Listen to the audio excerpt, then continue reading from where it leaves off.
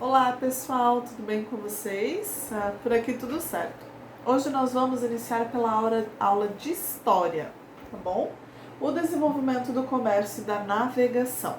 Nós estudamos sobre alguns povos que viviam no Brasil, os primeiros homens a habitar o Brasil, os homens das cavernas, depois os índios e as características do modo de vida dessas pessoas também. Agora nós vamos começar uma unidade nova, tá? Vamos lá, página 118 de História, página 118.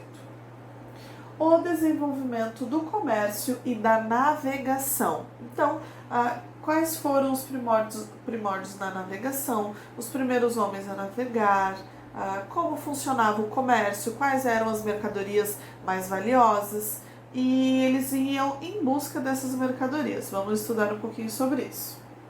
Nas aulas anteriores, você conheceu povos que viviam em diversos lugares do mundo, no século XV, e aprendeu algumas das características de seu modo de vida daquela época.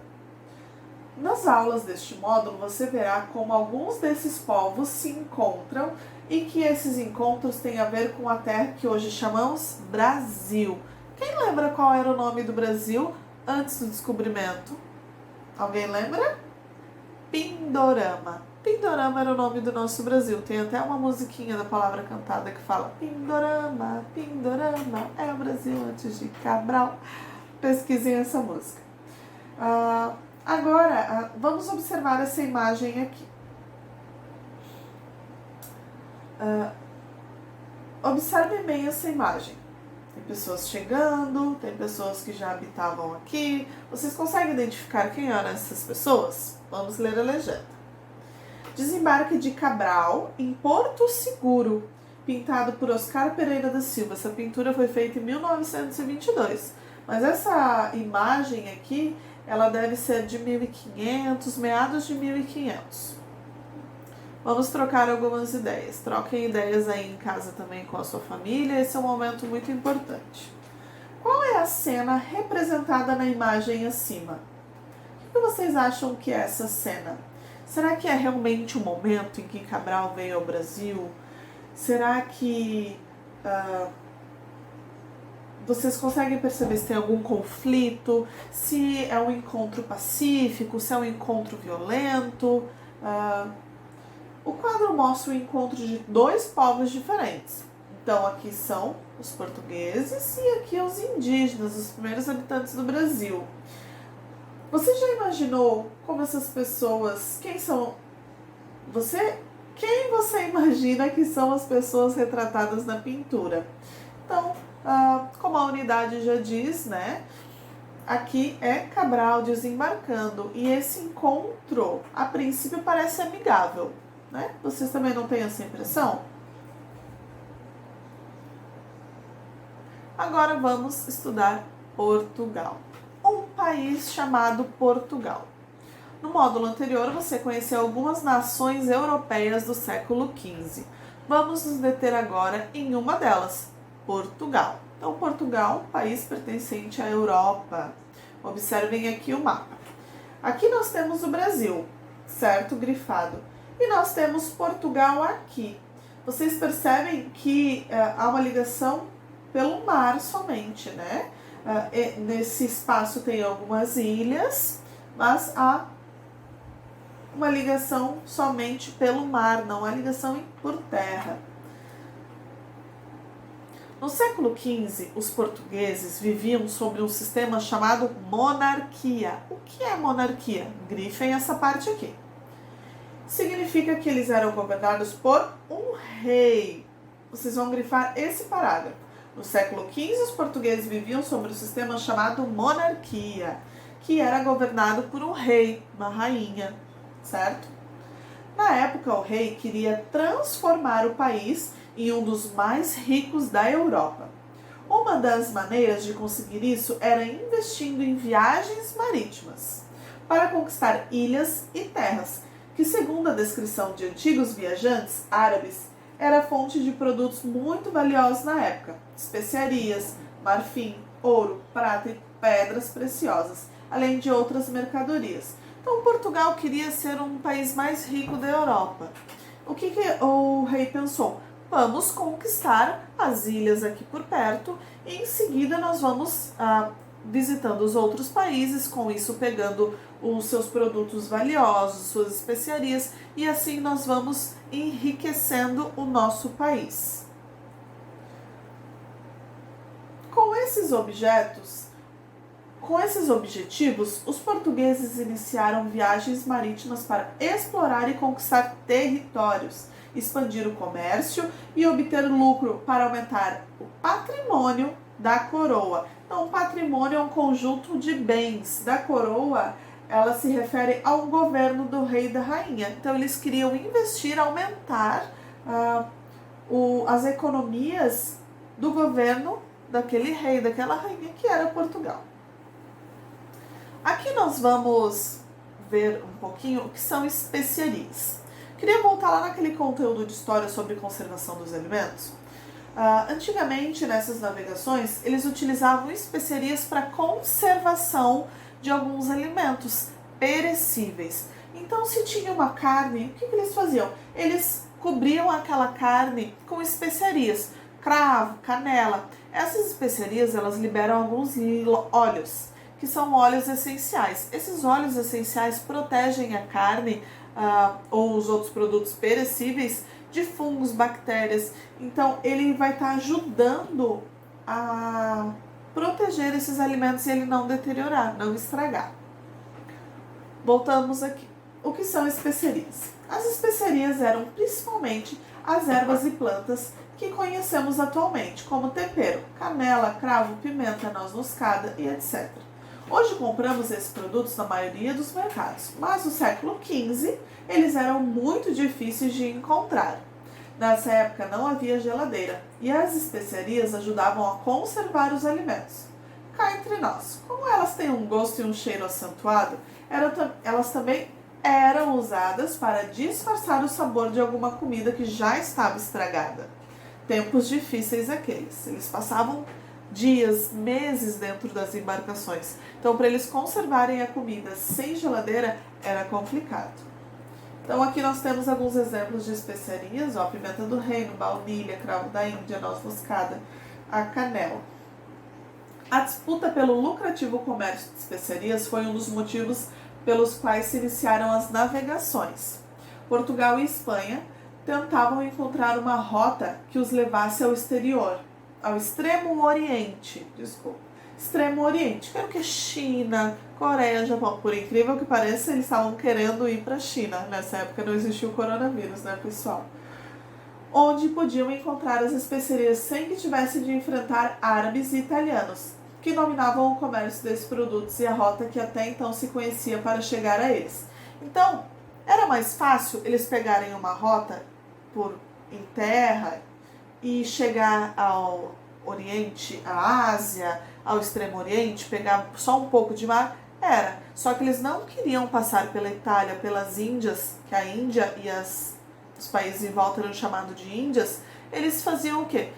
Vinham a rota pelo mar, todo o oceano, davam toda a volta para chegar até o Extremo Oriente. Era mais difícil, sim, só que era mais fácil, eles não precisavam enfrentar guerras, não precisavam lutar contra os italianos e os povos da Índia.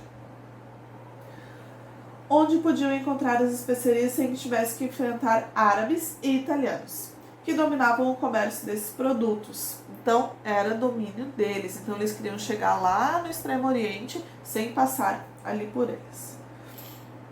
Agora, vamos para as navegações.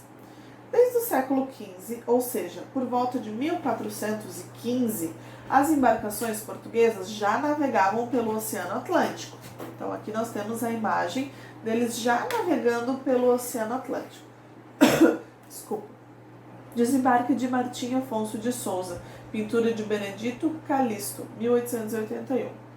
Para os padrões da época, isso era um grande feito, pois ainda se conhecia muito pouco sobre os oceanos e antigas histórias, algumas bem amedrontadoras, povoavam as mentes de muitos portugueses. As pessoas daquela época acreditavam em lendas que relatavam a existência de monstros marinhos, homens sem cabeça e lugares de muita escuridão. ou em águas ferventes. Então eles acreditavam em muitos mitos nos mares, nas navegações, porque muitos deles passavam fome nos navios e eles tinham algumas alucinações, também pelo excesso de especiarias que eles utilizavam. Então eles tinham muitas alucinações e quando eles voltavam em terra, eles começavam a contar tudo aquilo que eles tinham imaginado, tipo, bem lelé. Então, aqui tem uma imagem do que eles acreditavam que eram as navegações naquela época. Caça de Criaturas Marinhas, de Jan van der Street. A imagem ilustra as lendas da época que contavam histórias sobre criaturas monstruosas que atacavam as embarcações. Por muito tempo, os viajantes acreditavam nessas lendas. Então, eles acreditaram nesses mitos, nessas lendas por muito tempo.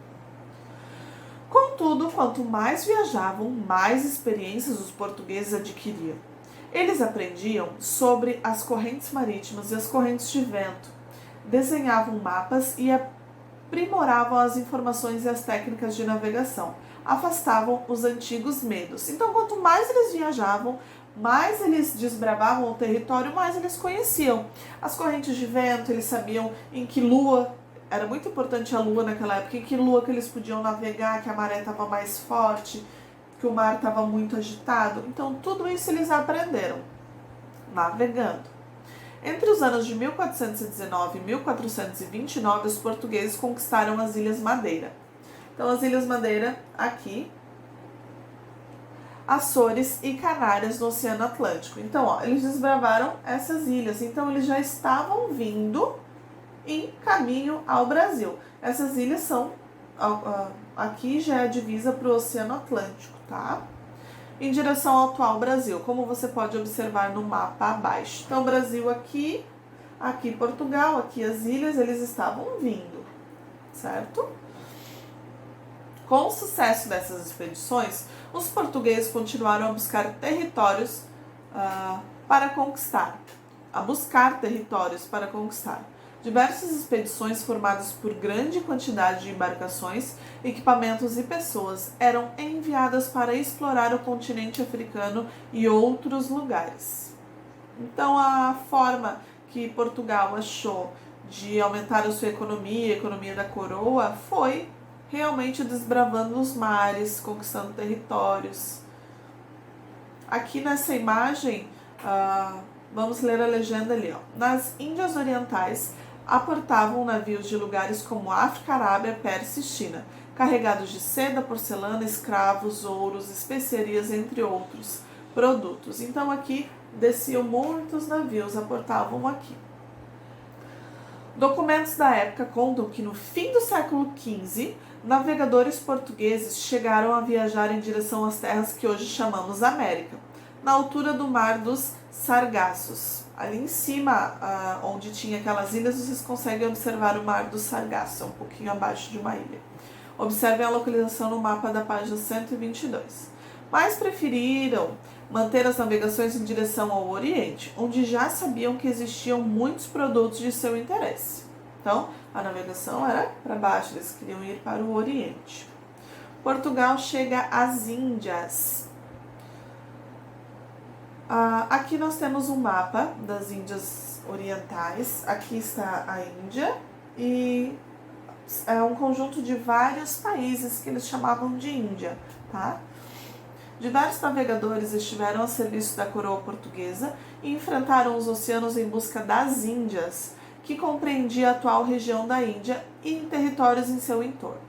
Vasco da Gama, que era português, ficou conhecido por ser o primeiro a chegar pelo oceano aquele destino tão cobiçado. Ele partiu de Portugal em 1497 com 3 navios e um barco de mantimentos, chegando ao seu destino um ano depois. Após contornar toda a costa africana, voltou para seu país em 1499, com os navios carregados de especiarias e outros artigos valiosos. Então, Vasco da Gama fez qual trajeto? Ele deu a volta toda a África para chegar na Índia.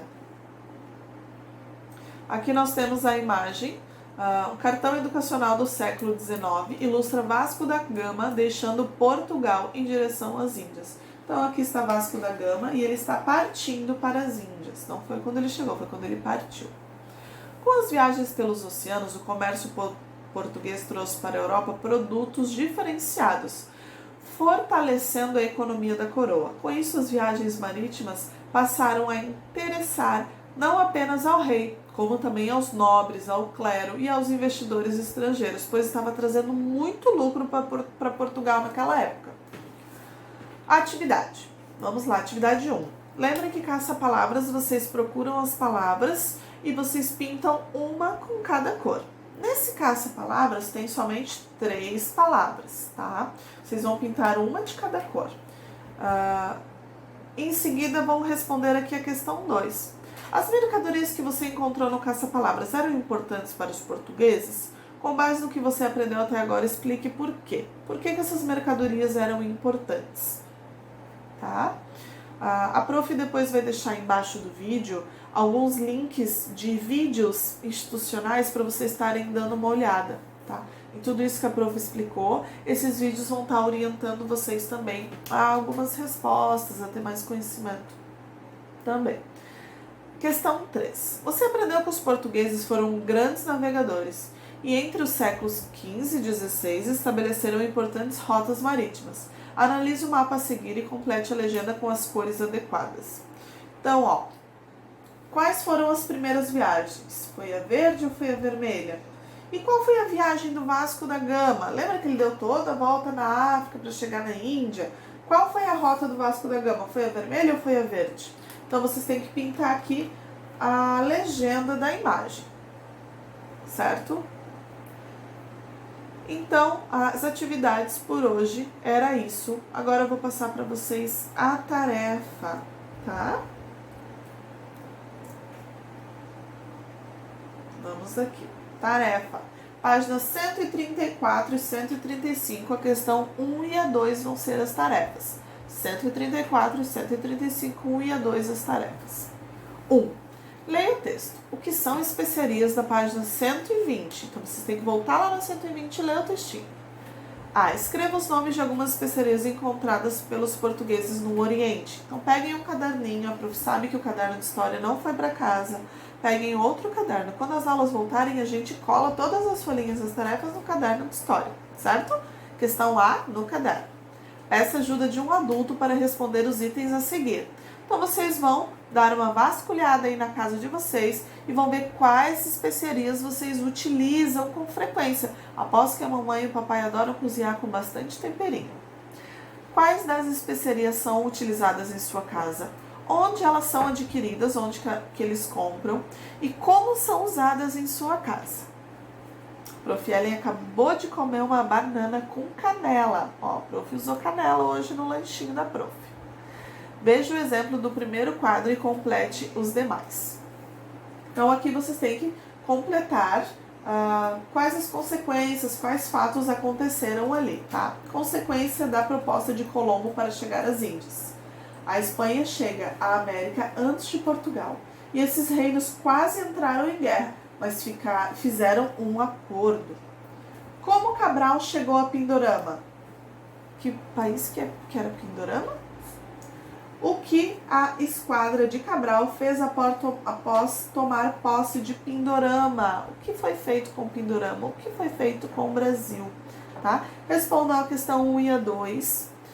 Vocês podem estar batendo foto dessas questões resolvidas e vocês têm que postar no mural ali no nosso Google Classroom, na sala de aula. Se vocês quiserem postar nos comentários, não vai dar porque não tem campo de anexo. Então, vocês têm que postar ali no mural. Ali em cima, no celular ou no computador, tem mural, atividades e alguns outros itens. Tem que ir em mural, vão fazer um comentário ali, vão publicar e vão anexar ali os anexos, tá? Daí vocês vão conseguir.